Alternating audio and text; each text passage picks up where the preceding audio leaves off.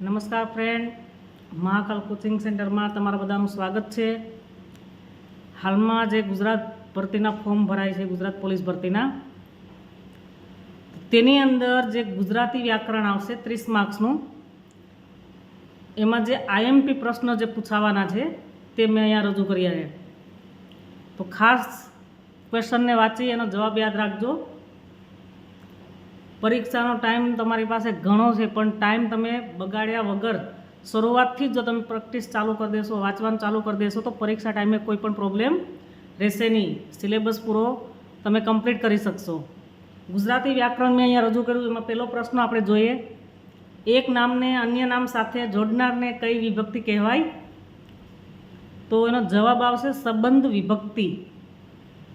માનસિક આવેગવાળું શબ્દ સમૂહ માટે એક શબ્દ આપો. માનસિક આવેગવાળું શબ્દ સમૂહ માટે એક શબ્દ આપો.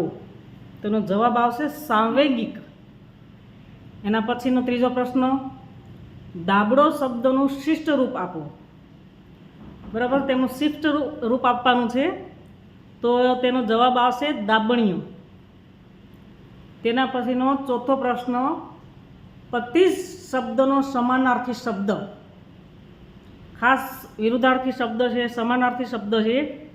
આ શબ્દો ખાસ યાદ રાખજો, કારણ કે પરીક્ષાની અંદર એકથી 2 માર્ક્સના પૂછાય જ છે. તો પતિ શબ્દનો સમાનાર્થી શબ્દ થશે જ ભરોસો. તો આવા તળપદા જે શબ્દો હોય ને, એ જ વારંવાર પૂછાય છે. બરાબર, એટલે ખાસ આ યાદ રાખજો. એના પછીનો 5મો પ્રશ્ન, ઈચ્છા પ્રમાણે ફળ આપતું વૃક્ષ. શબ્દ સમૂહ માટે એક શબ્દ આપો. તો પૂરું વાક્ય છે કે ઈચ્છા પ્રમાણે ફળ આપતું વૃક્ષ, તો એના માટે એક શબ્દ આપણે આપવાનો છે, પૂરા સમૂહનો એક શબ્દ આપવાનો છે. તો કલ્પવૃક્ષ જે છે એનો જવાબ આવશે. એના પછીનો ક્વેશ્ચન નંબર 6, નવાણ શબ્દનું શિષ્ટ રૂપ આપો. જેવી રીતના આપણે દાબડો શબ્દનું શિષ્ટ રૂપ જોયું હતું કે દાબણિયું થાય, એવી રીતના નવાણ શબ્દનું શિષ્ટ રૂપ આપો. તો એનો જવાબ આવશે જળાશય. એના પછીનો 7મો નંબરનો પ્રશ્ન, શબ્દ સમૂહ જણાવો. માથાના વાળ. બરાબર, તો જે માથાના વાળ જે શબ્દ સમૂહ છે એનો એક આપણે શબ્દ સમૂહ આપવાનો છે, તો એનો જવાબ આવશે શિરકેશ. એના પછીનો 8મો પ્રશ્ન, અલંકાર ઓળખાવો. તો વૃક્ષ ઋતુની રાહ જોતા રહે છે. આમનો આપણે અલંકારો ઓળખવાનો છે. અલંકારમાં રૂપક અલંકાર, એવી રીતના આનો જે જવાબ આવશે એ સજીવારોપણ. કયા પ્રકાર? ખાસ અલંકાર યાદ રાખજો. અલંકારનો પણ એક પ્રશ્ન પૂછી નાખે છે.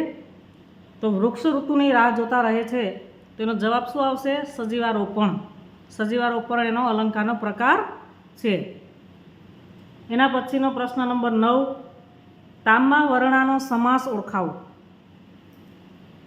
મિત્રો, ખાસ કરીને સમાસ, અલંકાર, આમાંથી પ્રશ્નો વારંવાર પૂછાય જ છે. એટલે ખાસ જે ગુજરાતી મીડિયમમાં ભણેલા છે એમને વાંધો નહીં આવે, કારણ કે ગુજરાતી વ્યાકરણ એમને યાદ જ હોય. તો તાંબા વર્ણાનો સમાસ ઓળખાવો, તેનો જવાબ આવશે બહુવ્રીહી. એના પછીનો પ્રશ્ન નંબર 10, વાસુકી કોનું ઉપનામ છે? તો જવાબ આવશે ઉમાશંકર જોશી. તો ઉપનામ પણ પૂછી નાખે, જે કવિઓ જે છે એના નામ હોય એના ઉપનામ પણ પૂછી નાખે, અથવા એવી રીતના પ્રશ્ન પૂછાઈ જાય કે ઉમાશંકરનું ઉપનામ કયું? તો વાસુકી આવશે. અહીંયા આપણે પ્રશ્ન એ રીતના કર્યો છે કે વાસુકી ઉપનામ છે, કોનું છે ભાઈ ઉપનામ? તો જવાબ છે ઉમાશંકર જોશી. નેક્સ્ટ એના પછીનો 11 નંબરનો પ્રશ્ન, ખંડકાવ્યનો પ્રારંભ કરનાર કોણ છે? તો જવાબ આવશે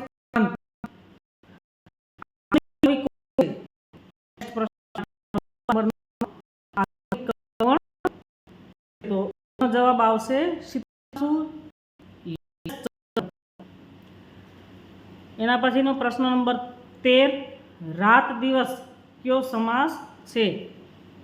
તો દ્વંદ્વ સમાસ આવશે એનો જવાબ. તો આજે 13 પ્રશ્ન છે એ પરીક્ષામાં પૂછાનાર છે, આઈએમપી પ્રશ્ન છે. એવું નથી કે હું 40 પ્રશ્ન નાખી દઉં કે આમાંથી પૂછાશે. જે મેન પ્રશ્નો છે એ જ હું નાખું છું, જેથી કરીને તમે વધુ પડતું રીડિંગ ના કરવું પડે, વારંવાર બુકને ફરાવી ના પડે. આ દરરોજના 10 થી 12 ક્વેશ્ચન કરો, તમે આરામથી એક્ઝામ ક્લિયર કરી શકો. એક દિવસની અંદર 10 ક્વેશ્ચન કરો તમે તો આરામથી હરેક સબ્જેક્ટના 10 કરો, ગુજરાતીના 10 કરી લો, ભૂગોળના 10 કરી લો, તો તમે આરામથી પરીક્ષા પાસ કરી શકો. એક્ઝામનો ટાઈમ હોય એટલે એવું નહીં વિચારવાનું કે ભાઈ એક્ઝામ આવશે ત્યારે વાંચી લેશું, એક્ઝામ આવશે ત્યારે વાંચી લેવું. શરૂઆતથી જ વાંચવાનું રાખો. જો તમારે પોલીસમાં જવું હોય, તલાટી મંત્રીમાં કોઈ પણમાં જવું હોય તો શરૂઆતથી જ પરીક્ષાની તૈયારી રાખો.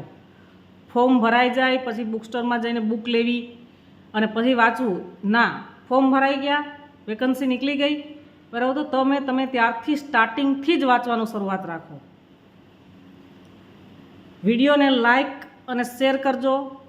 યુટ્યુબ મારી ચેનલ એને સબસ્ક્રાઈબર કરજો, જેથી કરીને પણ બીજા વિડીયો મૂકવાની ઈચ્છા થાય.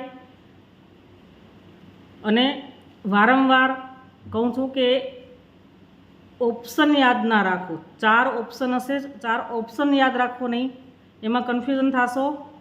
તમે સીધો પ્રશ્નનો જવાબ જ યાદ રાખો. બરાબર. નેક્સ્ટ વિડીયો પછી મૂકીશું. જય હિન્દ, જય ભારત.